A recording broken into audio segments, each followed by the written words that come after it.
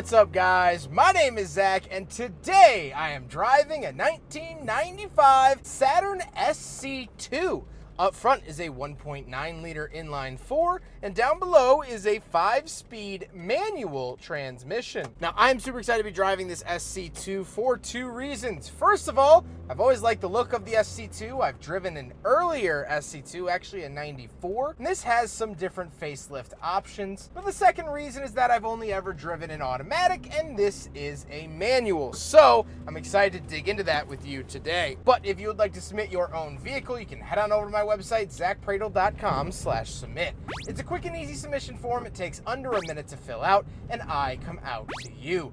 But let's get back to that 1.9 liter inline 4. Well, because it's an SC2, that means it gets the dual cam engine. If it was the SC1, it would not only have no pop-up headlights, but it would also have a single cam. This is the dual cam, and it has a 1-year only valve cover, if you care about that stuff, because it's metal and says 16 valve, where in 1996, they actually moved to a plastic valve cover. So if you like the metal, it ends here in 95. Besides that, the 1.9 liter was used in pretty much every Saturn S series, and they just changed out the head for either dual cam or single cam. So I've driven plenty on the channel. They're buzzy, they're fun to row out. This one goes to 6,500 and I plan on using the entire tachometer. Like I said, paired to it is a 5-speed manual. Now, it's not nearly as forgiving as a Japanese car. I like how a Japanese car shifts a lot better, like a Miata or a Mercury Capri, but I still do like the way that this drives. I, of course, also love rowing my own gears. I love having a manual transmission. Clutch engagement is nice and friendly. Shifter's a little clumsy, but that's okay, so am I. Last but not least, the SC2 is front-wheel drive.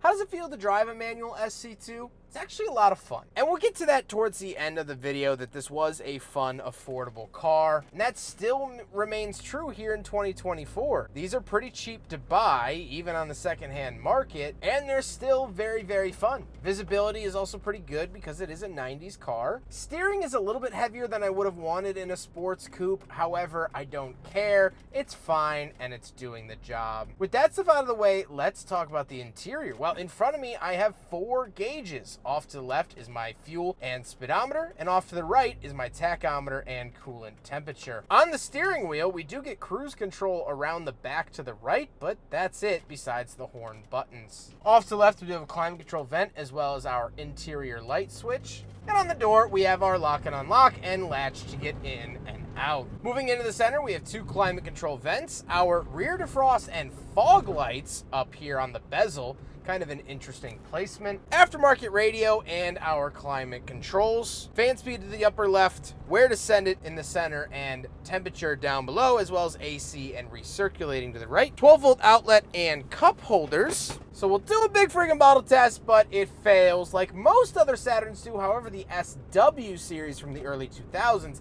actually passes, so I guess it was a 50-50 shot.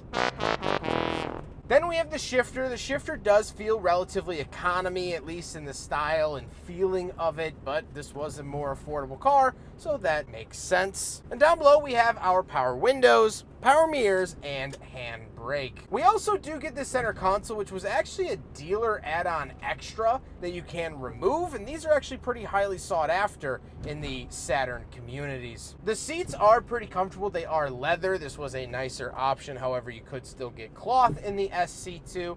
These are leather seats, and they're holding me in pretty well. They are decently sporty, but I wouldn't say that they're aggressive. They're not squeezing the lunch out of me, which is nice to see, and can't be said about all sports coupes, so I guess that's a big perk for the SC2.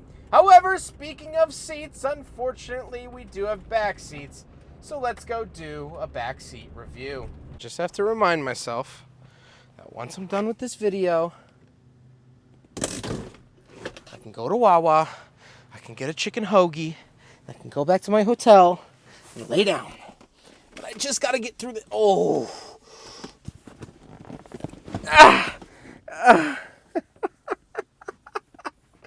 You are witnessing the shots of a broken man. Broken by a GM Saturn back seat. I'm here. I hate these back seats so much. I guess it's nice that they have them. You can jam your friends back here, but man, maybe I'm getting older. You know, I'm 27 now. I'm getting up there. And I think if someone was like, hey, you know, we're going to go to Wawa, hop in the back of the SC2, I would say, no, thank you. And I would go, I'm staying home, or maybe even reevaluate those friendships. Yeah, I'm reevaluating a lot of stuff right now. Let's talk about the trunk. Right around the back of the SC2. Open it up like that, and you do get a pretty good sized trunk. It's what I've always admired about the SC2. Of course, I've always admired many things, but the trunk space has always been one of them because you do get a pretty fair amount. This is a very livable amount of space. If you want to take a weekend trip, you want to travel across the country, you absolutely can with the amount of space back here, and I love that in the SC2. Now we got to talk about the looks, and first of all, I really like the look of the SC2. It does have pop-up headlights, which is always a very, very welcome treat. However, this car is finished in black gold, so in the shadows, it does look black, but once you get it into the sunlight, it actually looks more brown and has gold metallic in it, so it does add a nice glittery look. GM was always good about their paint colors, and for once, they didn't skip over Saturn with it, so that is definitely nice to see. However, with all of that being said, let's get on to my final thoughts. What do I think driving the Saturn SC2 from 1995, especially with a 5-speed manual?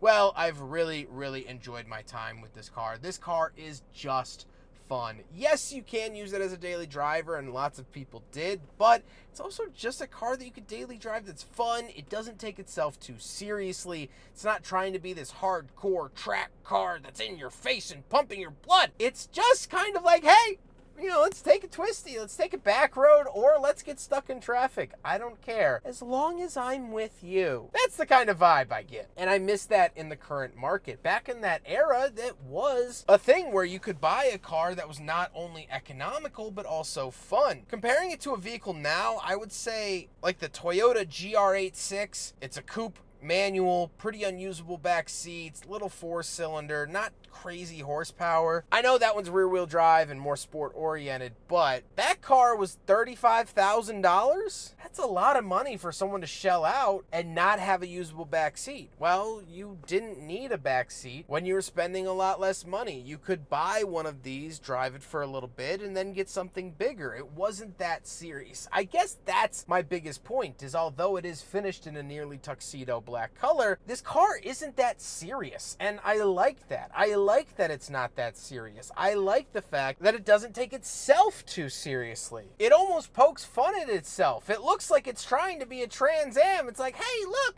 I'm a little Trans Am. And you go, oh, Saturn SC2, you goofball, you're not a Trans Am. Oh, you got me. The skit played out a lot better in my head. I like this car. I like this car. It's just, it's silly. It's fun. And you know what? I think Saturn is that way too. I've gone to Saturn shows. I've met a lot of Saturn owners. One of the nicest things is that they don't take themselves super seriously. If you talk to the Corvette guys, if you disrespect their Corvette, that is a life or death sentence. You are getting sent to the gulag. If you go to a Saturn guy and say, hey, your cars are made of plastic, they go, yeah. Just like Tupperware. It's not that serious. It's just a car. And that's what I've always liked. I've always liked it when cars can kind of take a step back from themselves. And the SC2 most certainly does. I hope you guys enjoyed the video. Huge thank you to James for letting me take out his SC2 for today's video. James has been absolutely awesome to work with. I have filmed so many of his cars, I'm seemingly losing track of how many, but James is wonderful and I appreciate him very, very much. But I hope you guys enjoyed the video. Don't forget to rate the video, comment on the video, and subscribe if you really liked it. Take care, guys.